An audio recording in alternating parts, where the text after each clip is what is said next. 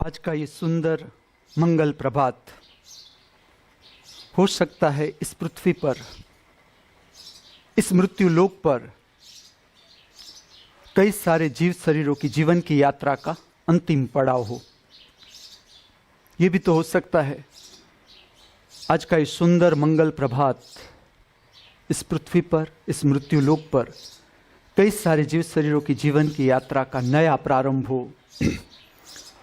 हम दोनों प्रकार के जीव शरीरों की आगे की मंगलमय कल्याणकारी जीवन यात्रा के लिए हमारी सभी की ओर से इस दिव्य स्थान से, पवित्र स्थान से शुभकामनाएं प्रार्थते हैं।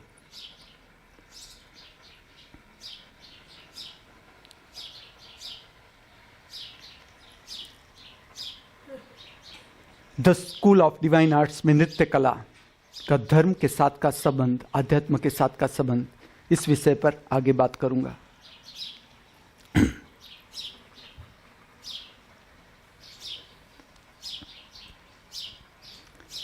मैं आपको मेरा सामड़ा जी का जो अनुभव है वो कह रहा था।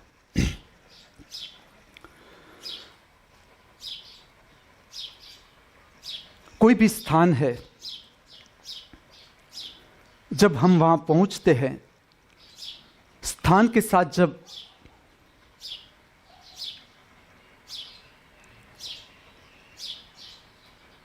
स्थान को ठीक से जानने लगते हो, तब पता चलता है कि स्थान का तुम्हारे साथ कितना गहरा संबंध होता है। ऐसे ही हम कोई स्थान पर नहीं चले जाते, उसका एक संबंध होता है हमारे साथ, सूक्ष्म संबंध रहता है। और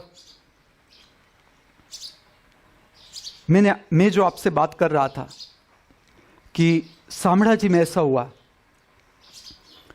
कि मेरे भीतर का जो एक नृत्य बंद गया था, वो ऐसा प्रसंग आया कि नृत्य खुल गया।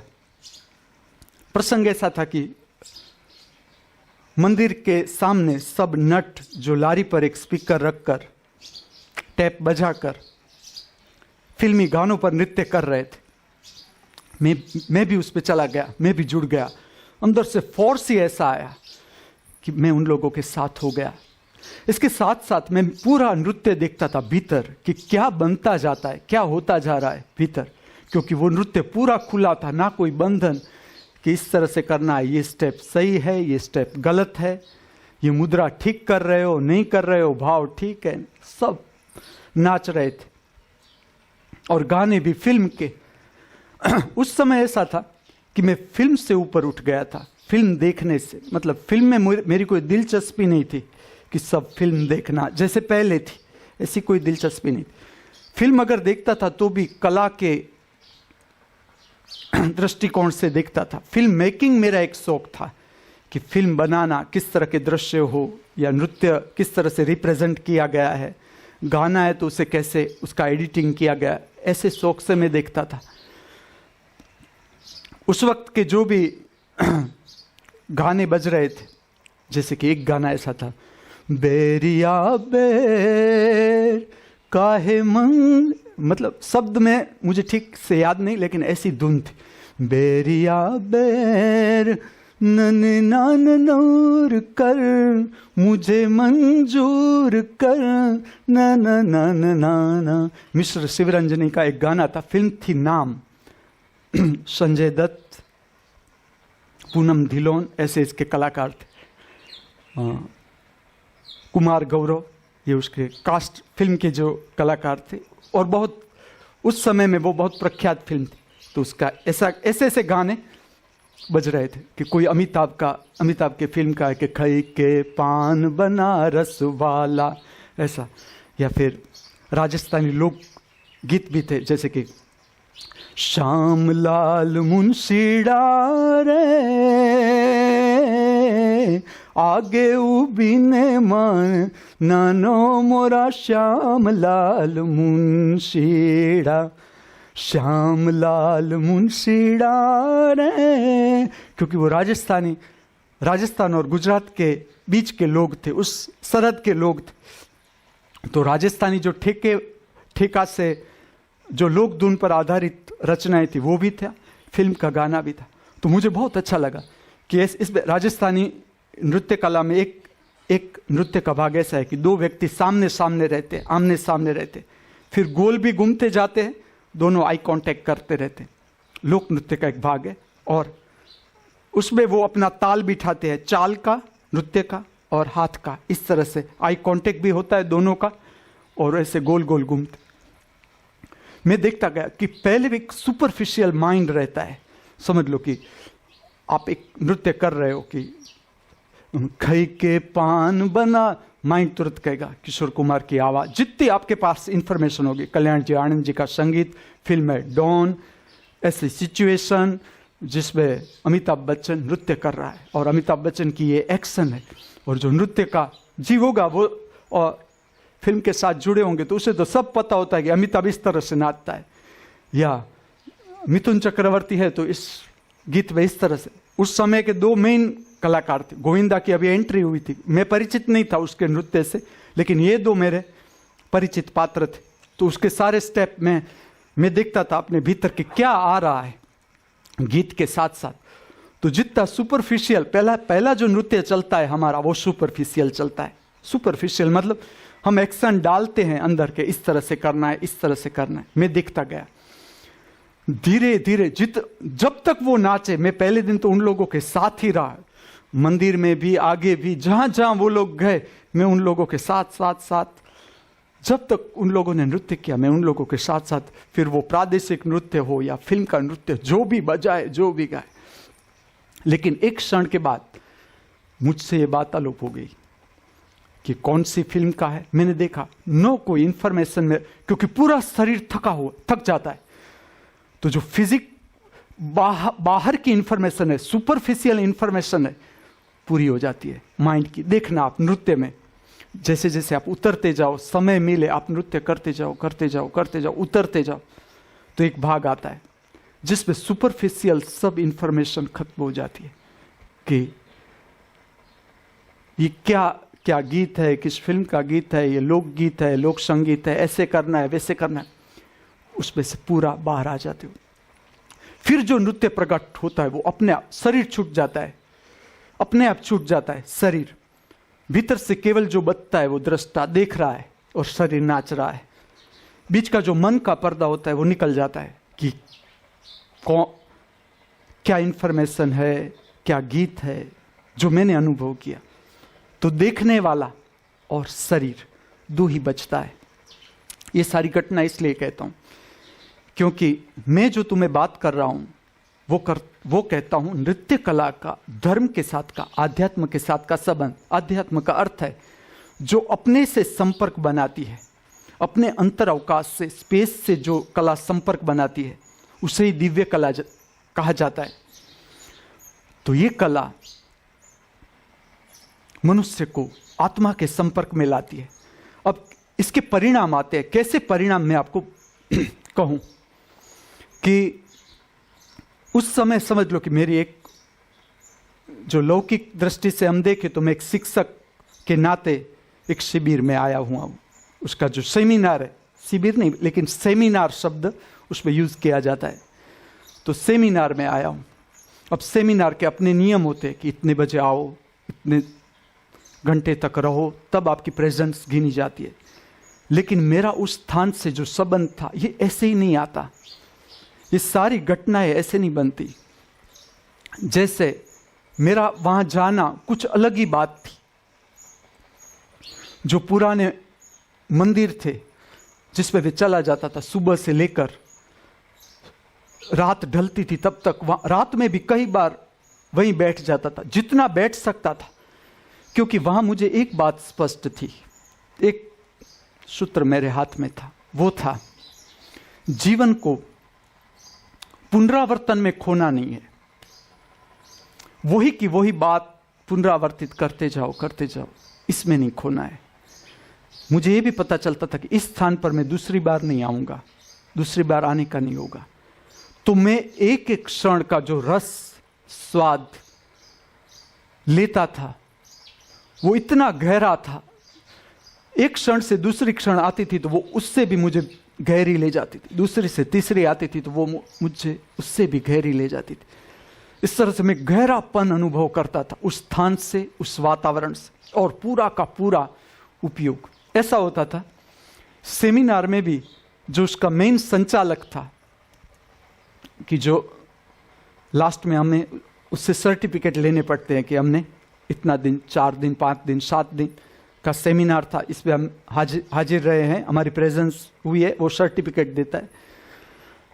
तो फिर उस पर से पैसा भी मिलता है जब आप जाते हो अपनी सर्विस में, तो उसके पैसा भी मिलता है कि 7 दिन वो रहे तो उसका जो भी खर्च है वो सरकार देती है। अब कैसा हुआ कि ये घटना हो गई, मैं नृत्य में से निकला, मैंने बांसुरी बजाई मंदिर पर भिखारियों के साथ, और पहले दिन शाम को जो मेरा कटोरा भरा मैंने पूरे भिखारियों को बांट दिया। मतलब मेरा कोई ऐसा लोभ न रहा कि इस पैसे में से मैं चाय पी लूं, मुझे बांटना इतना अच्छा लगा। और वो आत्मिक लक्षण है, जब आत्मा प्रकट होती है, इसका लक्षण में आपको आप छीन नहीं सकते। फिर ये इसका लक्षण है, आप स्वयं अनुभव करो कि जब आत्मा प्रकट होगी आप उदारता में चले जाओगे, देने का भाव होगा, लेने का नहीं। भीतर से अगर आप ले भी लो तो भी मैंने देखा है कि नहीं, लेने की घटना नहीं होती। ऐसा होता है कि चलो आया, बांटो, आने का भी मजा, बांटने का भी मजा। तो जो 2 घटनाओं के बाद मैं शिविर, जो सेमिनार था मैं गया, उसका संचालक था, मैंने देखा उसकी आंखों में एक मेरे साथ मित्रतापूर्ण भाव मैंने देखा। हम आंख से जान सकते हैं कि आप मेरे साथ मित्रतापूर्ण हो या अभी मित्रता नहीं हुई, या रिवेंज का भाव है, दुश्मनी का भाव है, आंख से पता चल जाता है। आंख की तरंग ऐसी होती है। तो मुझे पता चल गया कि ये व्यक्ति मेरे साथ जुड़ रहा है और मित्र बन गया। वो मुझे कहता था, दवे तू कहां चला जाता है, क्या कोई लड़की बड़की का चक्कर है? मैं कहता था उससे भी बड़ा चक्कर है। कि हाँ, मुझे लगता है सुबह से तू जाता है, कभी कभी तो शाम को लौटता ही नहीं।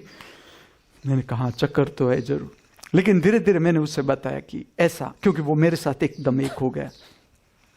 और भी जो शिक्षक थे कि मेरे साथ गहराई से जुड़ते थे, तो मैं उसे ले जाता था कि चलो मैं एक स्थान पर ले जाता हूं तुम्हें, खाली देखो। मैं देखता था, मैं कोई बात उन लोगों पर इंपोज करना नहीं चाहता था कि ये स्थान एक अद्भुत स्थान है, यहां तुम्हें कुछ मिल सकता है। क्योंकि जब तुम कहो कि यह दिव्य स्थान है तो तुरंत जो मन का लोभ होता है वो आता है कि तो फिर क्या मिल सकता है, इसमें से मुझे कुछ प्राप्त हो सकता है, मिल सकता है, ऐसा लोभ आ जाता है। देखना आप अपने मन को, मन मीन्स लोभ। फिर तुम्हारा मन हो, मेरा मन हो, किसी का भी मन हो, मन है तो लोभ, कुछ पाने की अपेक्षा। तो मेरा जो दृष्टिकोण था वो ये था कि इन लोगों, ये यहां आ ही गए हैं, शामड़ा जी आ ही गए, मेरे साथ है, मैं जानता हूं कि ये ऐसे स्थान है, भले खंडर हो लेकिन खंडर नहीं होता स्थान। तुम्हारे पास हृदय चाहिए, उसकी धड़कन सुनने का तुम्हारे पास कान चाहिए, तो वो स्थान ऐसे ही नहीं होता। एक बात जरूर होती है, मैं कहूं आपको, समझ लो कि एक मंदिर खंडर बन रहा है, उस मंदिर का अपना एक स्टैंडर्ड होता है उठाने का। जब तक ऐसी व्यक्ति वहां नहीं पहुंचती तब तक जो अशरीरी चेतनाएं हैं वो आगे नहीं बढ़ाने देती काम को, क्योंकि उस मंदिर का अपना एक लेवल है। स्थान का, हर स्थान का, धार्मिक स्थान का अपना एक साधना का या प्रागट्य का लेवल होता है। ऐसा समझो जैसे कि समझ लो एक कमल का फूल है, एक गुलाब का फूल है, तो इसका एक शक्ति चाहिए। जैसे कि कमल के फूल को आपको खिलाना है, उसे प्रकट करना है, प्रागट्य देना है, तो कुछ तत्व चाहिए उसको प्रकट करने के लिए, कुछ स्पेसिफिक शक्ति चाहिए। गुलाब का फूल है तो उससे अलग शक्ति चाहिए। ऐसे धार्मिक स्थान होते हैं। तो जो बाहर से तुम्हें, ये मैं इसलिए कहता हूं कि कहीं भी जाओ और ऐसी लगे कि खंडर जैसी जगह है तो भी उसे छोड़ना मत। बैठो जाके शांत अकेले, तुम्हें पता चलने लगेगा कि ना, ये स्थान जीवंत है, उसका लक्षण है। स्थान पर जाओ, पहले तो हमारी अपने अंदर इतनी अशांति होती है, पहले अशांति आती है, चिंता आती है, या जो संसारिक तरंगे हम लेकर जाते हैं वो हमारे आंख के सामने आती है। उससे तुम स्थान की शांति को नहीं जान सकोगे। स्थान पर बैठे रहो, तुम्हें पता चल जाएगा कि इस स्थान की कितनी शक्ति है। स्थान की जो शांति होती है उसका स्पर्श होने लगता है तो तुम्हारी अशांति को बिखेर देगी, तुम्हें एक अलग प्रकार की प्रसन्नता लगेगी उस स्थान पर। तो मैं इन लोगों को ले गया कि आप यहां ऐसे स्थान है जहां कोई लोग जाते नहीं, और सच में तो मैं ऐसा कहूं कि ऐसी सूक्ष्म व्यवस्था होती है कि हर कोई व्यक्ति उसमें प्रवेश कर भी नहीं सकता। अंदर से ही ऐसी व्यवस्था होती है कि ऐसे जो खंडर जैसे लगते हैं आपको, बाहर से स्थान आपको लगता है लोगों ने छोड़ दिया ना, ऐसा नहीं होता। कि समझ लो ऐसी बात होती है कि एक व्यक्ति जाता है और वो नहीं चाहता, स्थान नहीं चाहता कि ये व्यक्ति अंदर आए, बैठे, रहे। ऐसी घटनाएं हो सकती है, समझ लो एक सांप आ जाता है, वो डर कर भाग जाएगा कि नहीं स्थान पर नहीं। ऐसी आवाज सुनाई देगी कि नहीं, उसे ठीक नहीं लगेगा, ऐसी बेचैनी हो जाएगी उस स्थान पर। तो वहां जो रहती हुई आत्माएं हैं, अशरीरी तत्व है, वो रहने नहीं देंगे, निकाल देंगे। तो मैं इन लोगों को ले गया, मैं कुछ नहीं उसे बताना चाहता था कि इस स्थान की क्या गरिमा है, मैं देखना चाहता था कि ये लोग क्या करते हैं। चलो, क्योंकि मैं आपको एक कहूं कि एक कमान थी, उसमें कमान, दरवाजा, खाली दरवाजा। सच में आपके पास सौंदर्य दृष्टि है तो खाली दरवाजा का दर्शन, मंदिर तो कुछ भी नहीं, खाली जो कमान थी जिससे तुम भीतर प्रवेश कर रहे हो, पूरी प्रकृति चारों ओर, पूरी प्रकृति, बहता हुआ झरना, एकदम निर्जन जंगल के अंदर का स्थान, उसमें खाली तुम प्रवेश द्वार देखो, पत्थर का प्रवेश द्वार, ब्राउन पत्थर से बनाया हुआ, कार्विंग, पूरा शिल्प से भरा हुआ पूरा दरवाजा।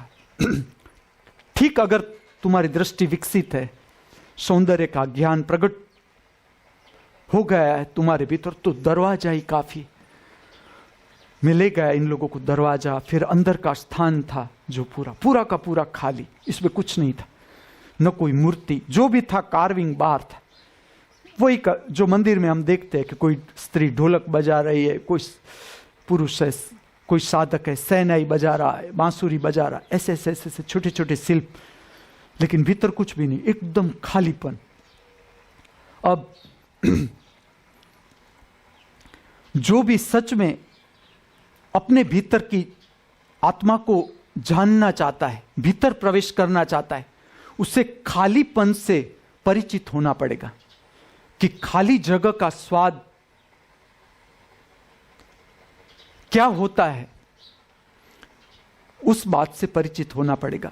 तो वो लोग, मैं देखता था कि वो क्या कर रहे, वो देख रहे ऐसे वैसे कि यहां कुछ है, किसकी मूर्ति है, किसका मंदिर है, जो इन्फॉर्मेटिव माइंड होता है हमारा, कि मैं देख रहा था कि स्पेस पर कौन जाता है, कि चलो इतनी बड़ी जगह है, मंदिर में कोई भी नहीं, मूर्ति भी नहीं, पुजारी भी नहीं, दर्शनार्थी भी नहीं, कोई भी नहीं।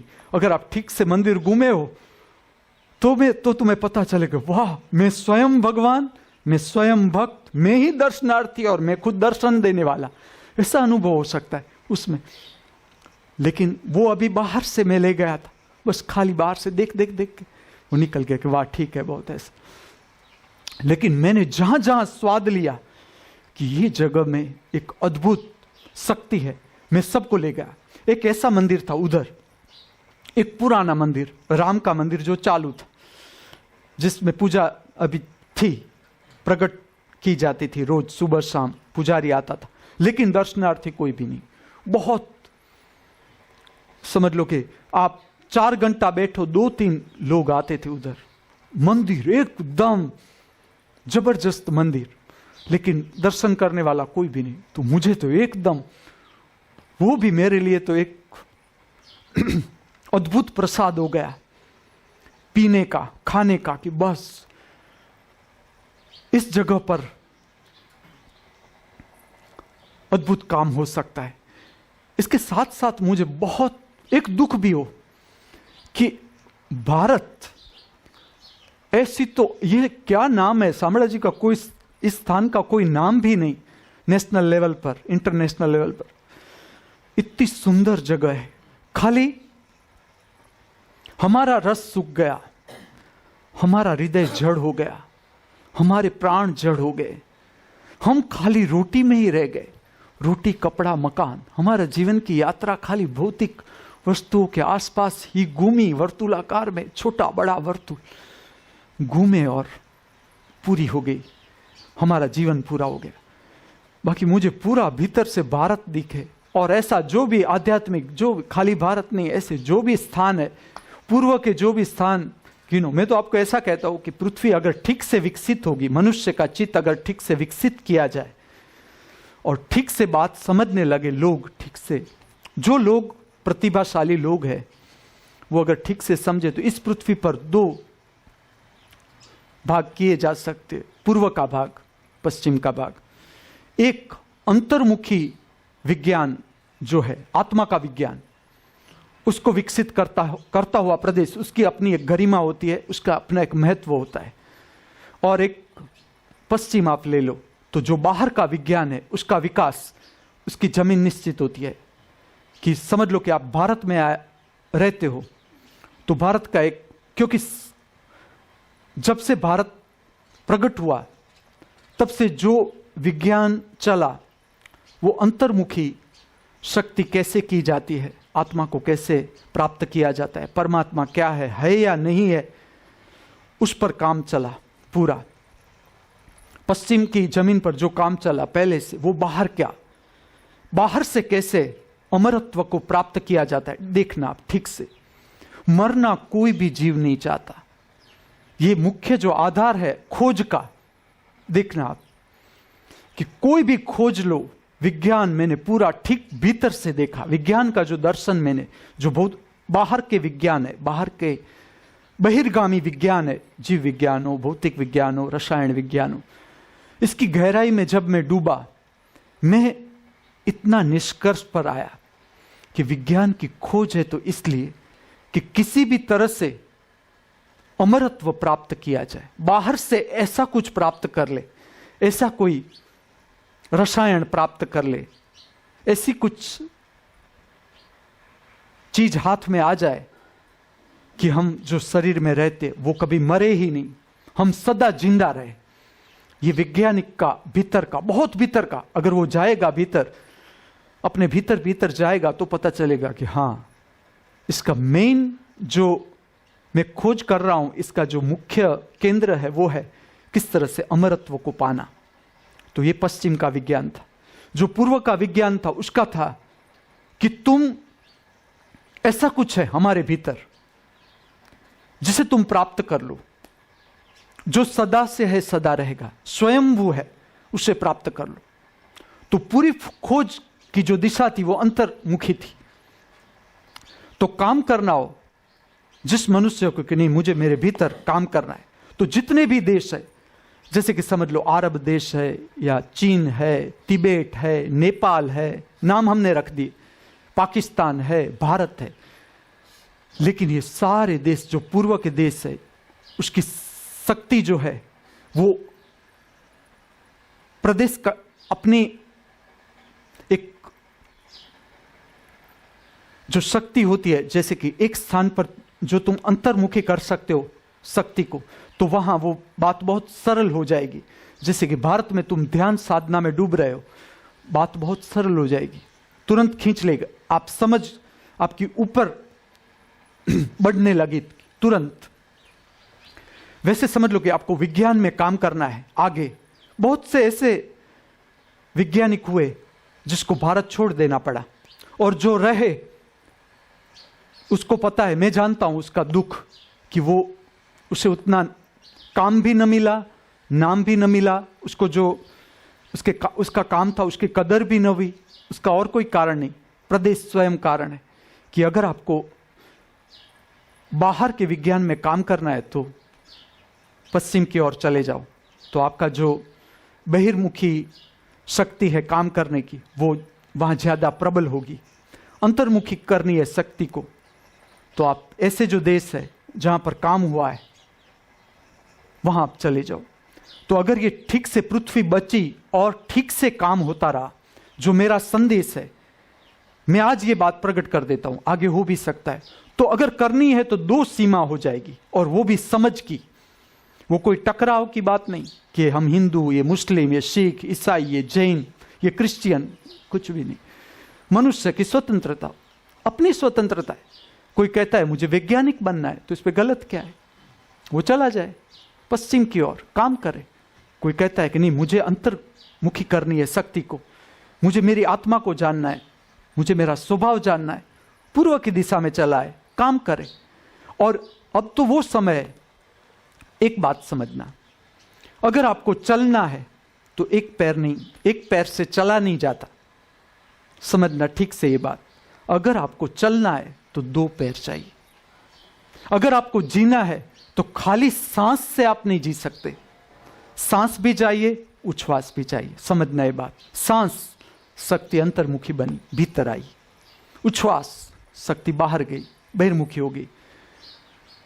इसी तरह से अगर ठीक से आज मनुष्य को जीना है, सच्ची दिशा में मनुष्य को ले जाना है, सबको जानना है। ऐसा नहीं कि ये बात खाली सन्यासी को जानना है या धर्म गुरुओं को जानना, सबको जानना है। जिसके पास समझदारी है सबको जानना है। 2 पैर हमारे मजबूत चाहिए, बहिर्मुखी विज्ञान और अंतर्मुखी विज्ञान, दोनों। आपका जितना अंतर्मुखी विज्ञान प्रबल होगा, समझ लो कि जो आत्मवान होगा, जो वैज्ञानिक, जो आत्मा से भी परिचित है और वैज्ञानिक दृष्टिकोण भी है, तो उसकी वैज्ञानिक खोज जो है वो इसलिए नहीं खोजेगा, अणु की खोज इसलिए नहीं करेगा कि किस देश पर अणु बम फेंका जाए, उसे मारा जाए। देखो आप क्या समझ है। हम जब कहते हैं कि ये देश बहुत आगे है, क्या आगे है? देखो आप कि एक बॉम्ब गिराकर आप किसी बस्ती को पूरी उजाड़ देते हो, पूरी खत्म कर देते हो। ये ज्ञान कहोगे आप, ये हिम्मत कहोगे, ये समझ कहोगे, ये समझदारी कहोगे, ये शिक्षण कहोगे आप ऐसे कहोगे कि मनुष्य विकसित हुआ। आप जरा सोचो कि क्या हमारी समझ के हमने एक अणु बॉम्ब खोजा, अणु ऐसी ताकत है कि क्या हम नहीं कर सकते। आज कितनी तकलीफ है इस पृथ्वी पर। देखो आप, लोग जिसके पास पैसा आ गया, घर आ गया, कपड़ा आ गया, इंद्रियगत सारे सुख सुविधाएं हो गई, चलो मानसिक रोग चालू हो गए। देखो आज कितने मानसिक रोग है। प्राकृतिक नींद चली गई, मनुष्य की प्राकृतिक नींद ही चली गई।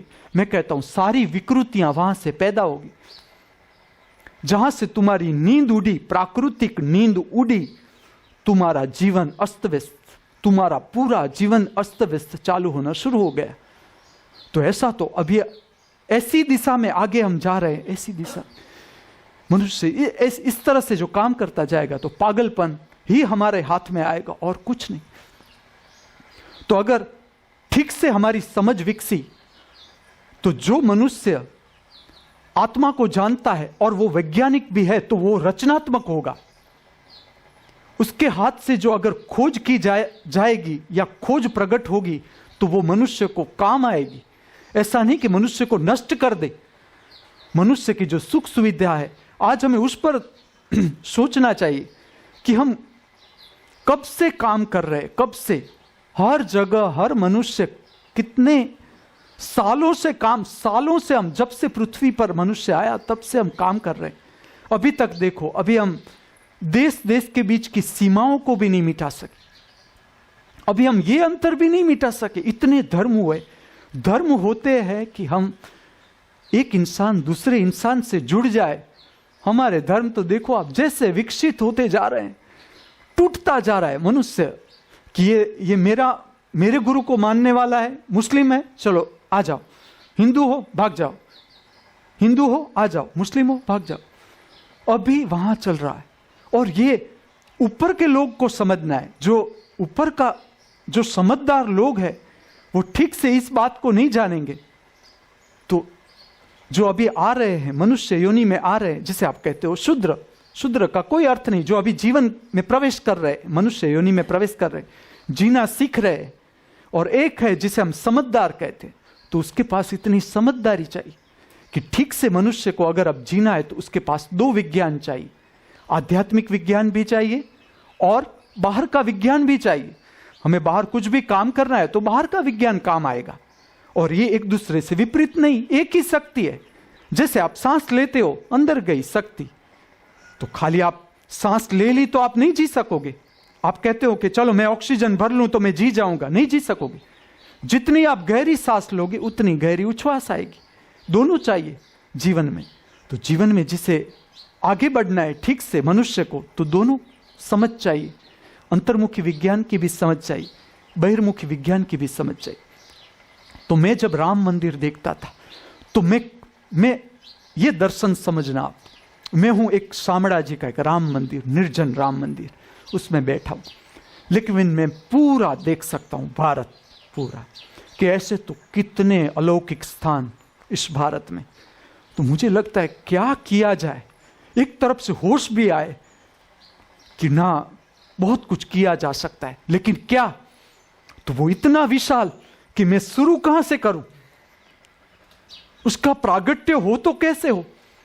ये पूरा दिन निकल जाए मेरा बैठे बैठे इसी बात में कि ये ऐसे अद्भुत स्थान है, तो इसको किस तरह से, क्या मैं जानता था, ये भी बात मैं जानता था, वो भी वहां ही प्रकट हुई कि ये कोई न्यूज़पेपर में लेख देने की बात नहीं, कि न्यूज़पेपर में मैं एक लेख लिख दूं या कोई आर्टिकल लिख दूं कहीं कोई मैगजीन में, कि इसकी बात, इससे कुछ नहीं होगा।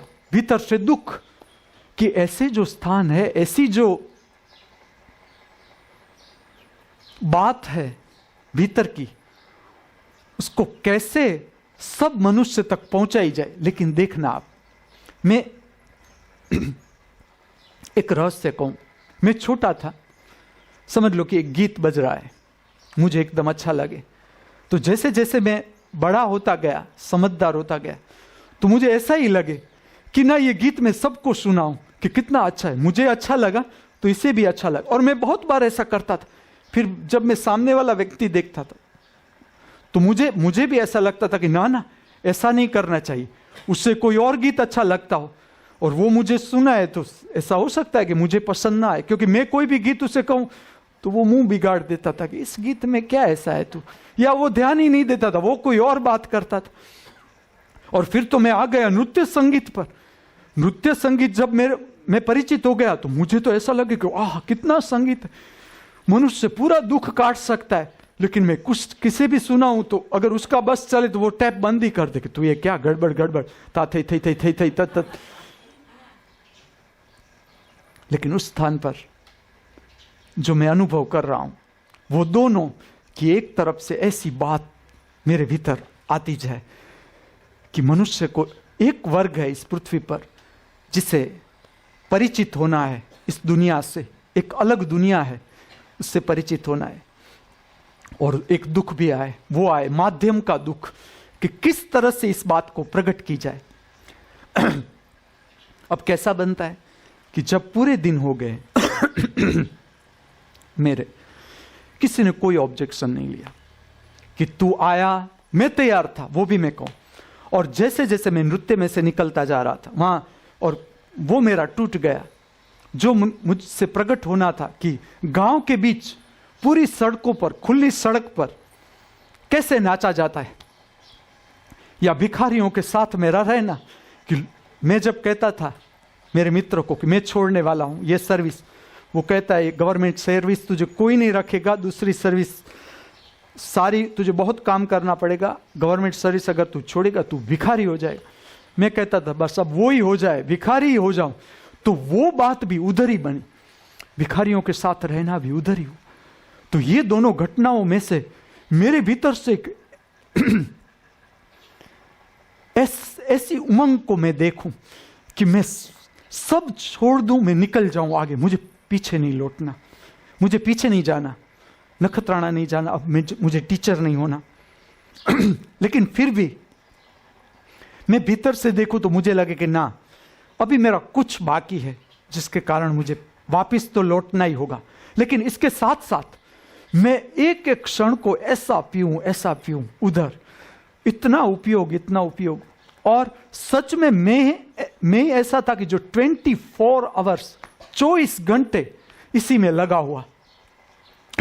जैसे जैसे वो मुझसे परिचित होते गए, उनमें से कुछ जो थे तो वो मुझे पूछते थे कि तुम कर क्या रहे हो, तो मैं उन लोगों को ऐसे बताता, और गलत भी नहीं थी बात। मैंने कहा इसमें गलत क्या है, जो सच है वही वो समझ सकते थे। तो मैं बताता था कि मैं नृत्य कला पर काम कर रहा हूँ, नृत्य कला का आध्यात्म के साथ जो धर्म के साथ संबंध है इस पर काम कर रहा हूँ। तो इसके लिए मैं मंदिर, यहाँ मैंने देखे कि ऐसे मंदिर है तो वहाँ वो काम, इस मंदिर का क्या उपयोग है, क्या संदेश है, वो देखने के लिए वहाँ चला जाता। वो प्रभावित भी हुए। और जब मेरा पूरा हुआ 7 दिन तो उन लोगों ने मुझे सर्टिफिकेट, कोई, मैं तो ऐसा समझता था कि जब मैं जाऊंगा वो ऑब्जेक्शन लेंगे मेरे सामने कि तुम रहे कहाँ, तुम कभी कभी सुबह में आए फिर कहाँ चले गए, कोई पता ही नहीं। लेकिन ऐसी घटनाओं के साथ ये भी रहस्य ही है, और वो भी ऐसे नहीं बनता, क्योंकि जब समझ लो कि तुम प्रसन्न हो जाते हो, करना आप भी। बहुत मैं सादी विधि बताता हूं। समझ लो कि तुम्हारे पर तुम्हें एक ऐसी जगह जाना है जहां तुम्हें अच्छा नहीं लगता जाना, भीतर से नकारात्मक भाव है कि वहां नहीं जाना है। अथवा ऐसे समझो कि तुम्हारे पर ऐसा कोई काम, ऐसा कोई कोर्ट में केस है, तुम जा रहे हो, भीतर से डर लगता है कि क्या होगा, या पुलिस स्टेशन है उसमें जाना है, हॉस्पिटल जाना है, ऐसी कोई भी जगह जाना है जहां तुम्हें भीतर से डर, नकारात्मक भाव पैदा हो रहे हैं। तुम 10 मिनट रूम बंद करके शरीर को पूरा उछाल कूदा लो, पूरा जितना जो कर सकते तुम्हारी क्षमता हो, शरीर के माध्यम से जो तुम फेंक सकते हो फेंक दो, भीतर का बाहर ऑक्सीजनेटेड कर दो शरीर को पूरा, जितनी क्षमता शरीर की, तुम उस स्थान पर पहुंच जाओ। मैं कहूंगा जैसे तुम्हारे नकारात्मक भाव निकल जाएंगे भीतर से। इस जगत का एक रहस्य समझो, जगत कोई भी स्थान को खाली नहीं छोड़ती। जैसे ही तुमने जगह बनाई, विधात्मक तरंग तुम्हें घेर लेगी। समझ लो कि तुम पुलिस स्टेशन में जा रहे हो, डरे हुए, कोई काम है, या हॉस्पिटल जा रहे हो, या कोर्ट जा रहे हो, ये तो मैं इसलिए कह रहा हूं, या किसी की मृत्यु हो रही है, कोई बीमार है, जा रहे हो, कि जहां तुम्हें भय लगता है, वहां मनुष्य की चिंता होती, ऐसे कोई भी स्थान पर जा रहे हो, पूरा शरीर को उछाल कूदाल लो पूरा। और सुबह में ये सबसे अच्छा समय, सूर्योदय हो रहा है, सूर्योदय का प्रकट होना, ये नृत्य पूजा का बेस्ट टाइम। और अब जो समय है इस पृथ्वी पर, उसमें मनुष्य को अगर आगे काम करना है, चिंता से ऊपर उठना है, दुख से ऊपर उठना है, तो तुम्हें एक विज्ञान समझना होगा कि भीतर की जो नकारात्मक शक्ति है उसे बाहर कैसे फेंका जाए। तो शरीर की जितनी क्षमता है आप हिला डुला लो बंद रूम करके। अगर आपको डर लग रहा है कि नहीं बाहर तो लोग देखेंगे तो समझेंगे ये पागल हो गया है, क्योंकि अभी इतनी समझ नहीं लोगों में। जब इतनी लोगों में समझ हो जाएगी, कुछ नहीं रहेगी ये बात। देखो एक बार ऐसा था कि चाइना में लोग खुली सड़कों पर कसरत करते थे, मैं ही वो समय से परिचित हूं। लेकिन अगर भारत में देखो तो लोग डरते थे कि ना खुली सड़कों पर ऐसे शॉर्ट पहनकर ऐसी एक्सरसाइज नहीं करनी चाहिए। आज देखो हो गया, बगीचा में लोग एक्सरसाइज कर रहे हैं, मुझे बहुत अच्छा लगता है, देखता हूं, दौड़ते हैं, कूदते हैं। ऐसा नृत्य हो जाएगा, रेचन की प्रक्रिया हो जाएगी, जैसे जैसे आप ठीक से परिचित होते जाओगे। एक बात समझना, अगर आपके भीतर दुख की तरंगे हैं, दुख की तरंगे गोल गोल घूम रही है मन में, चिंता की तरंगे घूम रही है, तो वो वातावरण में से चिंता खींचेगी, चिंता को खींचेगी, दुख को खींचेगा, हताशा को खींचेगी, निराशा। जैसे ही आपके भीतर का केंद्र डल हुआ कि आसपास की जो निराशा की तरंगे है वो आपके अंदर प्रवेश कर जाएगी। निराशा की है, हताशा की है, दुख की है, ऐसी जो तरंगे हैं आपके भीतर प्रवेश कर जाएगी। अब आप जहां जाओगे आप दुखी तरंग लेकर जाओगे, तो आपके साथ जो प्रसंग बनने लगेंगे वो भी दुखी और स्वस्थ प्रसंग। बाहर आप ही अपना बगीचा निर्माण करोगे। और जब आप ऐसी तरंगे लेकर, समझ लो कि आप पुलिस स्टेशन जा रहे हो, पूरा नकारात्मक, हॉस्पिटल जा रहे हो, पूरी नकारात्मक, हॉस्पिटल मतलब मांदगी, पुलिस स्टेशन मतलब आरोप, मार झूठ, गाली, डर की तरंगे, कोर्ट, वही की वही बात, सारी नकारात्मक तरंगे। तो आप तो नकारात्मक हुई, तुरंत नकारात्मक तरंगे और भर जाएगी। तो आपके आसपास ऐसे प्रसंग बनने लगेंगे जो नकारात्मक होंगे। अब उससे उल्टा, ठीक से अगर आपने रेचन कर लिया भीतर और आप उधर गए, समझ लो कि जज है, जज भी मनुष्य ही है, पुलिस का बड़ा अफसर वो भी मनुष्य ही है। हम भूल गए, हम कपड़े पहनकर भूल गए कि हम भी मनुष्य। कोई बड़ा प्रधान हो गया, कोई भिखारी हो गया, कोई सम्राट हो गया, सारे संसार के खेल देखो। जब पर्दा पड़ता है तुम्हारी कौन सी पोस्ट काम आती है, हम सब देखते हैं, ये नाटक हम देखते हैं रोज, फिर भी भूल जाते हैं। हमारा जो अज्ञान है वो ये अज्ञान है कि हम भूल जाते हैं कि ये इतना बड़ा था, बड़ा प्रधान, तो भी न बचा, तो मैं तो इतना छोटा, मैं कहां बचूंगा। तो ये तो हमारे सारे संसार के पात्र है कि कोई बड़ा पुलिस का अफसर है, कोई जज है, कोई वकील है, कोई डॉक्टर है, कोई किसान है, कोई खेत मजूर है। तो हमारे सारे पैदा किए हुए नाटक के पात्र है, और जब पर्दा गिरता है सब एक हो जाता है। तो जब तुम प्रसन्न होके जाते हो तो जज है, उस पर भी तुम्हारी प्रसन्नता की असर आएगी। जो बैठे हैं सारे दुखी लोग बैठे, जहां भी आप जाओगे दुख इस जगत में कहां कमी, परमात्मा ने पूरा भरकर तुम्हें दिया है। दुख बांटो, जो हम करते आए उसमें तो कुछ कहने की भी जरूरत नहीं। झगड़ा बांटो, प्रेम से बढ़ता जाएगा। जो कला हम सीखते आए आज तक वो ये, दुख को बांटो। चिंता है, मैं क्यों अकेला चिंता रहूं, पड़ोस वाला मौज करे और मैं चिंता में, चलो नाखो पत्थर उसके घर पर, तो उसे भी चिंता पैदा होगी। इस तरह से हमारी चिंता फैलती जाती। चिंता का कारण, दुख का कारण और कोई नहीं, आप स्वयं, मैं स्वयं। देखो, जिसने भी जाना उसने क्या जाना कि मैं मेरे केंद्र पर आ गया, तुम हजार मुझे दुखी करना चाहो, मैं दुखी नहीं हो सकता। परम रहस्य उसके हाथ में आ गया और वो उसकी अपनी स्पेस, अपना केंद्र, भीतर का कचरा उसने पूरा साफ कर लिया। तो तरंगे विधात्मक हो गई, उसकी दृष्टि में सौंदर्य आ गया कि किस तरह से जीवन को निखारा जाता है, ऊपर उठा या जा सकता है। तो जब मैं नृत्य करके वहां जाता था पूरा, और वो भी शेरी का खुला नृत्य, सबके साथ मौज मस्ती, पूरा पूरा का पूरा, जब तक शरीर थक जाए तब तक पूरा नृत्य। मंदिर के सामने मीरा अंदर करती थी, मैं बाहर करता था। तो फिर जब मैं जाता था, मुख्य पॉइंट ये समझना, मेरे साथ एक अद्भुत मौज मस्ती, मैं छूट गया था भीतर से। मैं भीतर से ऐसा लगता था कि मैं अब नहीं जाना है। भीतर से जो पुराना मन था वो कहता था कि नहीं जाना है, लेकिन प्रेरणा थी वो कहती थी कि जाना है, वापिस लौटना है तुझे, ऐसे ही नहीं छोड़ना है, अधूरा नहीं छोड़ना है संसार को। और जब मैं जहां सेमिनार चलता था वहां जो मस्ती वाले लोग थे, मस्ती से भरपूर, वो तुरंत मेरी मस्ती पकड़ ले। वो मेरे साथ ऐसी मजाक कर कि तू कहां चला जाता है पूरे दिन, लड़की कोई फंसाई हुई है, तू चक्कर चल रहा है। मतलब वो इतने मेरे साथ दोस्त हो गए कि जब अंतिम दिन आया सर्टिफिकेट का, तो वो मुझसे कुछ, मैंने उनसे कहा सर मैं हाजिर ही नहीं हुआ, कोई बात नहीं, फिर भी तू ले जा सर्टिफिकेट। और वो जरूरी था, मैं उसमें उलझना भी नहीं चाहता। मिला तो ले लिया, न मिलता तो मुझे कोई ऐसा रंज भी न रहता, वो भी मैं कह दूं कि कोई मुझे दुख था ही नहीं कि तुम मुझे सर्टिफिकेट दो, 7 दिन मेरे है, मुझे अभी सरकार से पैसे लेने हैं, कुछ भी नहीं था। इसके साथ एक घटना और कहूं कि जब मैं हिम्मतनगर से कुछ किलोमीटर दूर होऊंगा, उस समय की मैं बात कर रहा हूं, मैं लोकल बस में आ रहा था, शाम ढलने को थी, मैं कुछ, ये बात मैंने पहले भी की, मुझे एक स्वर आने लगे भीतर से, एक राग मुझसे बहने लगा अंदर अंदर। वो था सारे ग प ध कोमल, ध कोमल सा, जिसे दक्षिण में कहा जाता है भूपालम या बसंती। कृष्ण के विरह गीत है जो दक्षिण में, मैं आपसे कहूं तो कुचिपुड़ी और भरतनाट्यम के साथ जुड़े हुए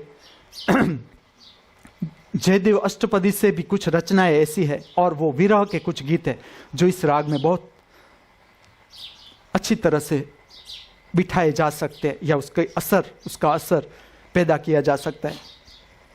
हम हिंदुस्तानी संगीत में देखें तो ऐसी समझ लो कि ये गीत है। चढ़ता सूरज धीरे धीरे ढलता है ढल जाएगा, चढ़ता सूरज धीरे धीरे ढलता है ढल जाएगा। या ये गीत है। चलो चले मितवा, चलो चले मितवा, इन ऊंची नीची राहों में, कभी नींद से जागे हम कभी फिर सो जाए, ना नानी खो जाए। ये राग है भूपालम बसंती।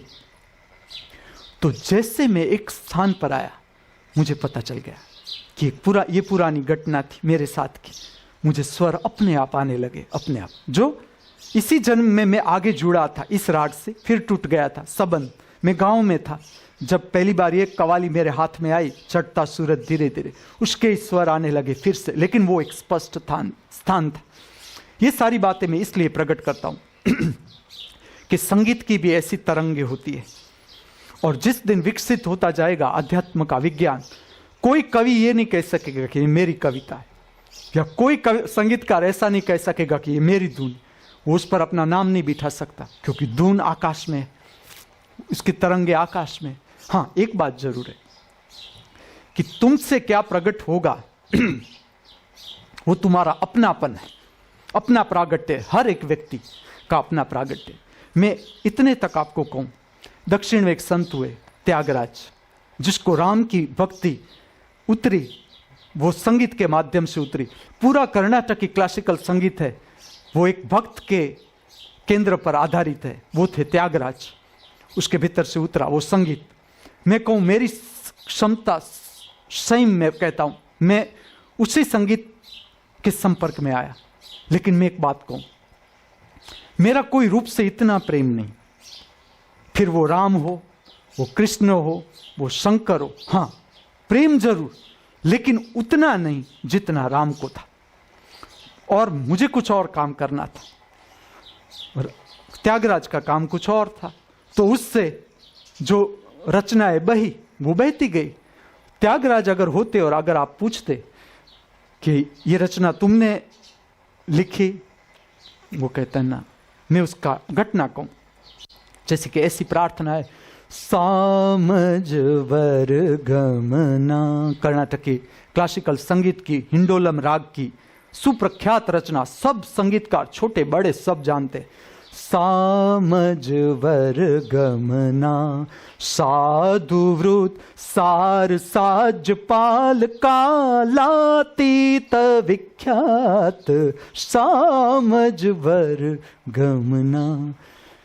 पूरी रात्रि संत अकेले में बैठा है समझ लो कोई पेड़ के नीचे झोंपड़ी में, या ऐसे भक्तों के साथ कि जिसका हृदय एक है, शरीर मात्र अलग हो लेकिन हृदय एक, ऐसे जुड़े हुए भक्त के साथ बैठा है।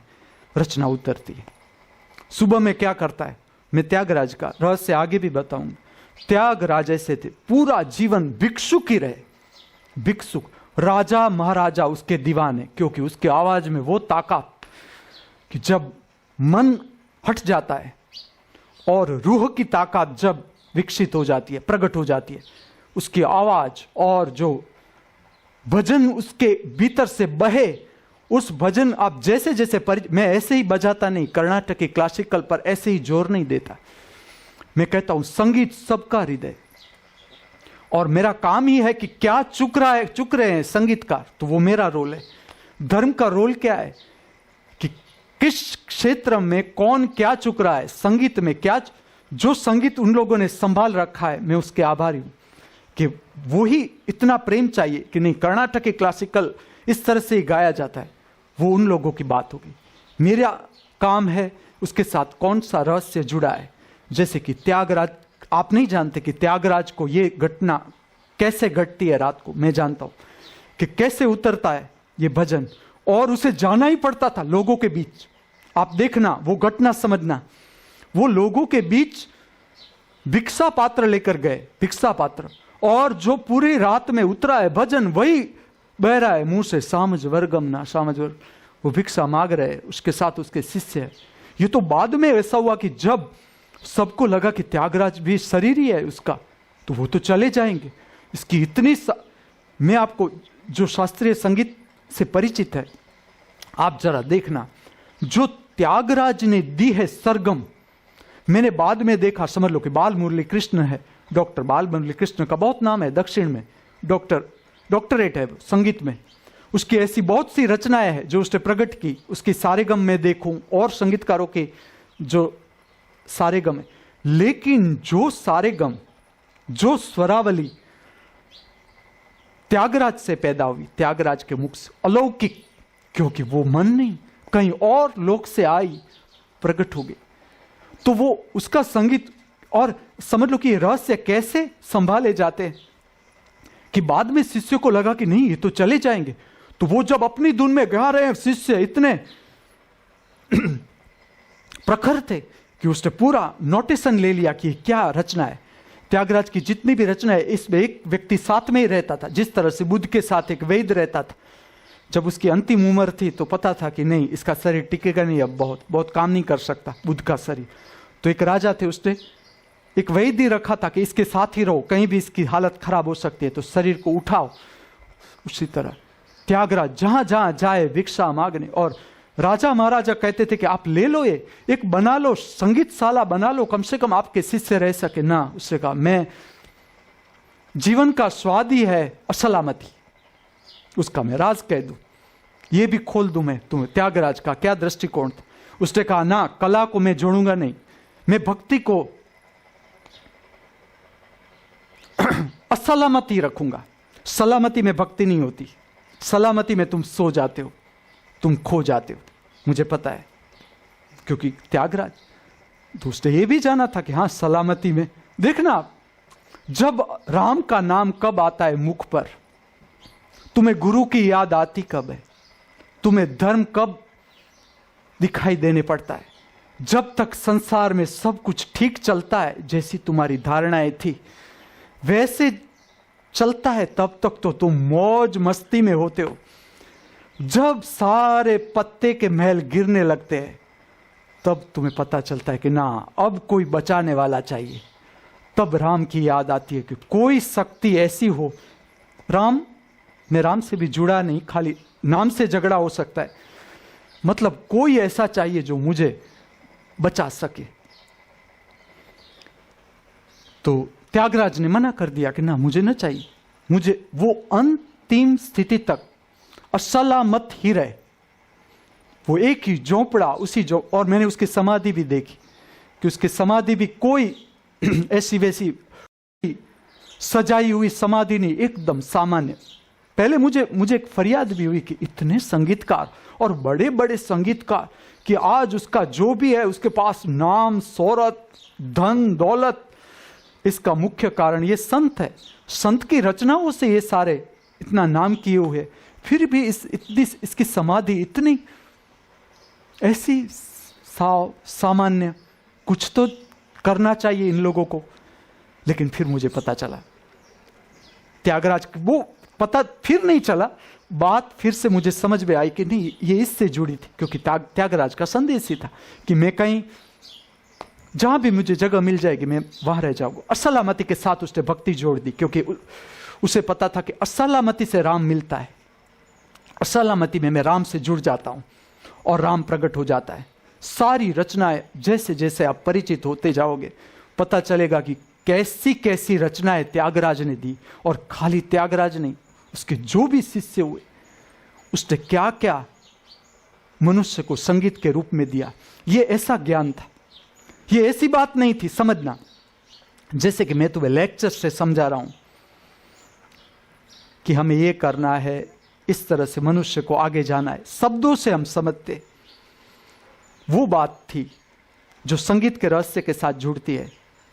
तो उसमें ऐसा था कि संगीत में ही ऐसा प्रभाव कि जैसा वो गाना चालू करे आप आत्मस्थ। अगर आपके कान में वो स्वर जाए, स्वर की ध्वनि जाए कि आप आत्मस्थ, आप ध्यानस्थ। तो वो जब गांव में घूमते थे, वो ऐसे ही भिक्षा पात्र उसका भर जाता था कि शिष्य कहते थे कि ना अब हमें इसकी जरूरत नहीं इतनी, क्योंकि सच में भारत क्या था मैं आगे बताता जाऊंगा कि देखो क्या था भिक्षुक। तो वो कहते थे कि ना अब हमें जरूरत नहीं, फिर भी महिलाएं आती थी कि ना ना हमसे कुछ लो, कुछ तो लो ही। धीरे धीरे उसका भक्तगण बढ़ता जाता था, लेकिन इतना मिलता था उसे जिसकी उसके शरीर को इतनी जरूरत नहीं थी।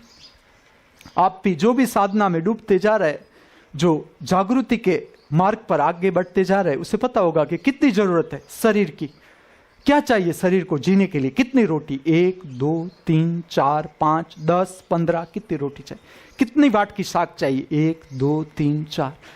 शरीर की इतनी जरूरत नहीं, लेकिन हमारा लोभ, हमारा मन कहता है कि भरो, कुछ भरो, ले लो, है ही हाथ में तो ले लो।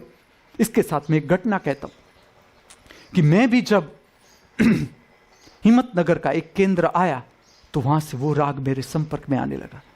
अब जैसे जैसे आप संगीत में डूबोगे आपको पता चलेगा संगीत ऐसी वैसी बात नहीं, उसके साथ एक सूक्ष्म जगत से आपका संपर्क होता है। उसकी ध्वनि आपको एक सूक्ष्म जगत की ओर ले जाती है। जैसे जैसे ये राग के स्वर मेरे कान पर आते जाए मुझे एक शहर दिखाई दे, एक ऐसा शहर जो सफेद सफेद रंग का हो, ऐसी गलियां जो सफेद सफेद, मतलब कुछ सफेद सफेद मुझे महसूस हो। उसकी गलियां, उसकी दोपहर, संध्या, सुबह, और जो खास समय था वो था उस शहर का ऐसा ही 4 से 5 बजे का समय, जो मैं भी हिम्मतनगर आ रहा था तो वही समय था 4-5 का समय, और मुझे एकदम सुंदर गलियां दिखाई दे शहर की, एक शहर ही दिखाई दे मुझे, कौन सा शहर वो पता न चले, मैं डूबता जाऊं। ये पूरी रात जब तक मैं शामड़ा जी पहुंचा तब तक मुझे ये दर्शन रहे ही, भीतर मैं महसूस करूं, शहर को महसूस करूं। अब घटना कैसी होती है, जब मैं शामड़ा जी था तो मेरे साथ जो और शिक्षक थे उसने मुझे कहा कि उदयपुर बहुत नजदीक है, चलो हम वहां घूम कर आते। मैं उस समय मेरी उम्र होगी 24-25 साल के बीच की उम्र होगी। मैंने पहली बार गुजरात की सरहद छोड़ी, पहली बार। और जैसे टैक्सी में हम बैठे, हम आगे जाने लगे, मुझे एकदम अपना सा लगे, अपना सा एकदम। सारे जो भी झोंपड़े थे, झोंपड़ों का आकार, उसके ऊपर जो नड़िया बिठाए गए थे, और वैसे भी राजस्थान का कुछ भाग कच्छ से तो मिलता जुलता ही है, वो भी रण विस्तार है, उजड़ा हुआ, बहुत वृक्ष नहीं। ऐसे ही हमारी टैक्सी आगे जा रही थी, वहां भी एक स्थान आया जहां शंकर का मंदिर था, और मुझे अद्भुत खिंचाव, ऐसा खिंचाव कि मैं टैक्सी से कूद ही जाऊं, मैं चला ही जाऊं।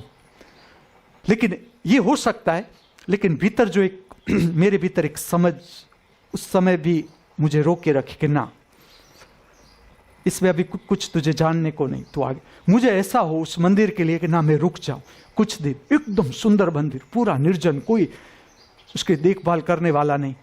मुझे ऐसा लगा कि नहीं, मैं यहां रुक जाऊं, अब मुझे वापस नहीं जाना। लेकिन फिर भी एक समझ मुझे आगे बढ़ाती जा रही थी कि नहीं, अभी कुछ आगे चले जाओ। मैं आगे निकलता गया, और सच में ऐसा था। जैसे मैं उदयपुर आता गया, मेरे भीतर वही गीत और प्रबल होता गया, वो स्वर सुनाना, उसकी रचना। जब उदयपुर आया तो उदयपुर से ऐसा समझ लो कि हर जगह की अपनी आत्मा है, यहां कुछ भी निर्जीव नहीं। खाली निर्जीव इसलिए है कि हमारे पास जीव को महसूस करने का हमारा हृदय सूख गया। अगर तुम कहोगे सजीव और निर्जीव, तो मैं उतना ही कहूंगा कि हमारा हृदय निर्जीव हो गया तो तुम्हें सारा जगत निर्जीव मालूम होगा। देखो क्या हालत है, निर्जीव हो गया जगत। देखो ठीक से आप, ये जगत निर्जीव है, नहीं है प्राण इस जगत में। भले तुम रहते हो इसमें, मैं कहता हूं ये जगत निर्जीव है, लेकिन जब तुम्हारे प्राण दबकने लगेंगे, सच में तुम्हारे अंदर जीव आ जाएगा, और इसकी कितनी क्षमता, तो तुम्हें हर बात, तुम्हें शहर की आत्मा स्पर्श करने लगेगी। वही मैं बात कहता हूं, मुझे उदयपुर की आत्मा ने छूने लगे। मुझे पता चल गया कि जो बस में मैं महसूस करता था 1 वीक पहले, वो उदयपुर था, और आगे भी मेरा उदयपुर से संबंध था। मैं कुछ गीतों में उसको बिना फिल्म देखे महसूस कर सकता था। उसमें एक गीत था बहुत सुंदर, क्लासिकल, भीम पलासी रचना, नैनों में बदरा छाए, बिजली सी चमके हाय, ऐसे में सजन मोहे गरवा लगा ले। अब कैसा रहस्य था, मैंने ये फिल्म देखी नहीं थी, फिर भी इस गीत में मुझे उदयपुर ही दिखाई दे। जब मैंने उदयपुर देखा तब मुझे पता चला कि हाँ, ये मैंने इस गीत में भी ऐसा ही माहौल महसूस किया हुआ है।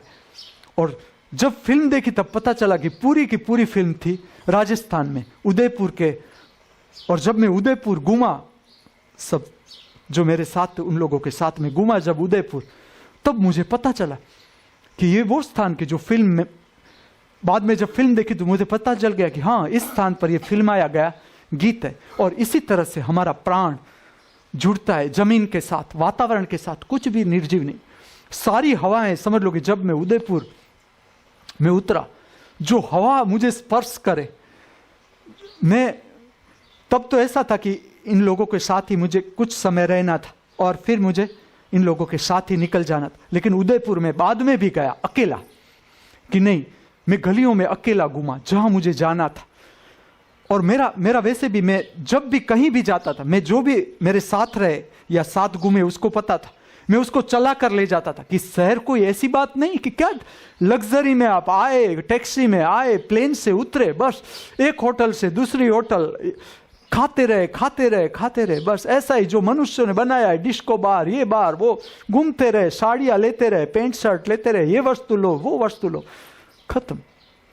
अरे कोई भी शहर में जाओ, जितना प्राचीन शहर, और जो जिसे आप यात्रा धाम कहते हो, समझ लो जैसे वृंदावन है, आप करो प्रयोग, उसके प्रहर है, 4 बजे निकलो आप, जो पुरानी गलियां हैं चले जाओ, पुरानी गलियों में अकेला कोई भी मत लो, साथ में घूमो, शांति से गलियों में घूमो, संध्या समय, सुबह, दोपहर, जैसे मैं घूमा उदयपुर में जब मैं अकेला गया। एक दिन तो आप नहीं मानोगे, मैं पूरा दिन, क्योंकि मुझे पूरा प्रहर मैं शहर को पीऊं कि हाँ, ये इसकी ठंडक, इसका जो एक सफेद रंग जो मैं महसूस करता था शहर का, उसके साथ जुड़े हुए गीत जो मुझे सुनाई दिए थे, तो मैंने उदयपुर पिया। बाद में इस घटना के साथ एक और घटना को, जब हम लोग गए उधर, तो ये सामान्य है, सब जानते हैं, कोई बड़ी बात नहीं। मैं तो आज से बहुत साल पहले की ये घटना कहता। गुजरात में दारूबंदी, जब ऐसा कोई स्थान हाथ में आता है तो पहले जो आता है वो होता है कि दारू कहां से मिल जाए। मेरे साथ जो शिक्षक थे, फिर भी वो भी, मैं कहता हूं सबको इच्छा तो इच्छा ही है, तो उसे भी इच्छा तो हुई कि हम अगर यहां कहीं दारू की, और मेरे साथ जो थे वो भी एकदम उदयपुर से परिचित के कहाँ अच्छी दारू मिलती है। उसने मुझे भी कहा कि आप, मैंने कहा दारू में तो मेरा वो शरीर ही काम नहीं करेगा, ऐसा नहीं कि मैं नहीं पीऊंगा, लेकिन मैं तो खाली आप बोतल दिखाओगे ना तो भी मेरा शरीर पकड़ जाए, और मांड अभी इतना गला चल रहा है जिससे मुझे आगे कुछ काम करना है वो कर सकता हूं, तो वो तो मुझे नहीं पीना। तो वो वहां तक आए कि चलो बियर पी ले। मैंने उन लोगों को हंसाया। मैंने वैसे इससे पहले एक मेरे जीवन में घटना हुई थी, मेरा मित्र एक ले गया था दारू की पार्टी में, तो मैंने कहा, और तो मैं उसकी सुगंध से ही मेरा माथा चढ़ गया, उसकी जो स्पिरिट जैसी सुगंध आती है उससे माथा चढ़ गया। तो उसने कहा नहीं तुम बियर पियो। बियर से मैं परिचित था, मैंने थोड़ी चखी बियर, मैंने कहा ना बाबा। उन लोगों को मैंने ऐसे हंसाया कि थोड़ी खांड दो। उसने कहा खांड, मैंने कहा बियर का टेस्ट मुझे ऐसा कड़वा कर, उसमें खांड डालो। मैंने हंसाया उन लोगों को। इसी तरह इन लोगों को मैंने ऐसे लाइट किया। उसने कहा चलो बियर पीते। मैंने कहा बियर, BER मतलब तो रीच होता है, उसे पिया कैसे जाते क्या? वो बियर नहीं, तुझे हम चखाते हैं, चलो कैसे। मैंने कहा चलो जाए तो सही उन लोग। लेकिन घटना वही हुई कि मैं न पी सका। और समझ लो ये आपकी प्रामाणिकता है। आप ठीक से, आपको स्वभाव अपना चेक करना हो कि आप कहां फंसे हो। तो जब आपको ऐसा माहौल मिल जाए, देखो समझ लो कि अगर मैं वहां कहता कि मुझे भी दारू पीना है, शराब पीनी है, तो पूरा माहौल ऐसा था कि तुरंत वो खींच जाएंगे चलो हम।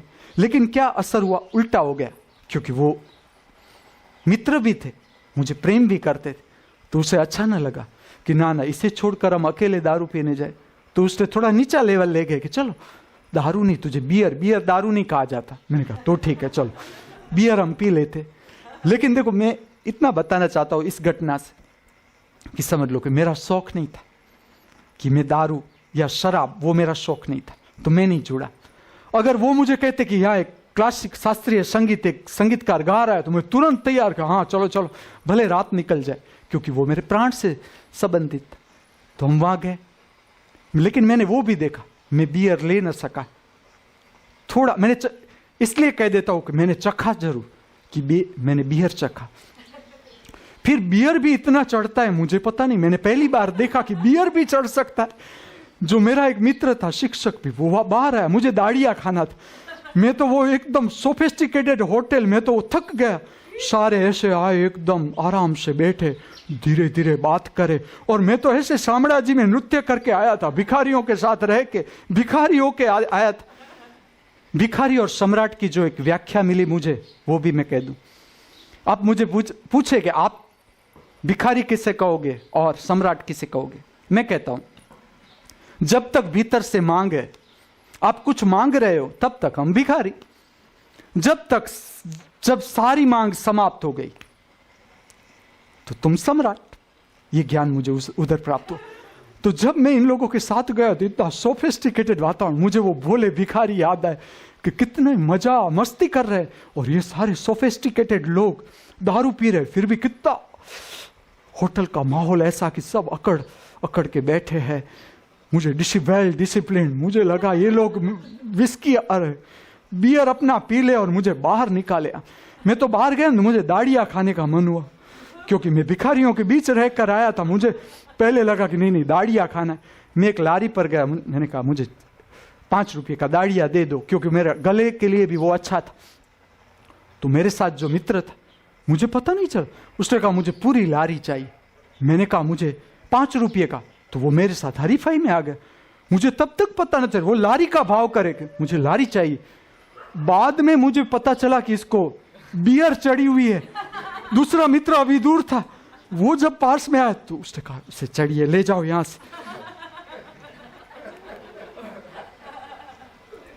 तो आपको जब प्राण में क्या है आपके भीतर, आप अकेले हो जाओ।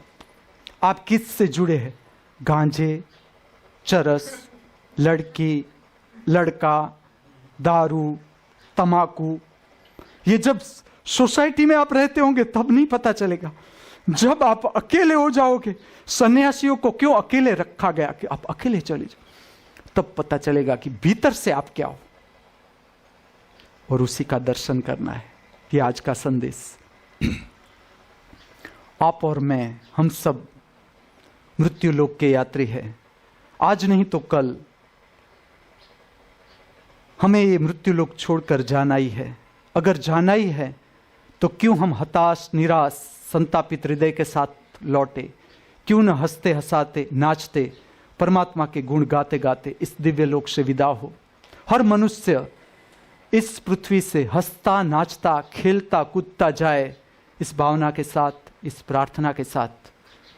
हमारे जीवन की जो भी शेष क्षण जीने को इस मृत्यु लोक पर बाकी है, उसका उपयोग हम हमारे जीवन के कल्याण के लिए और सर्वजीवों के कल्याण के लिए कर सके। इस भावना के साथ, इस प्रार्थना के साथ, मुझसे जो भी बोला, आपसे जिसने सुना, उस परम दृष्टा स्वरूप, परम साक्षी स्वरूप परमात्मा के चरणों में मैं मेरा वंदन अर्पण करता हूँ। मेरा वंदन स्वीकार करे। अस्तु।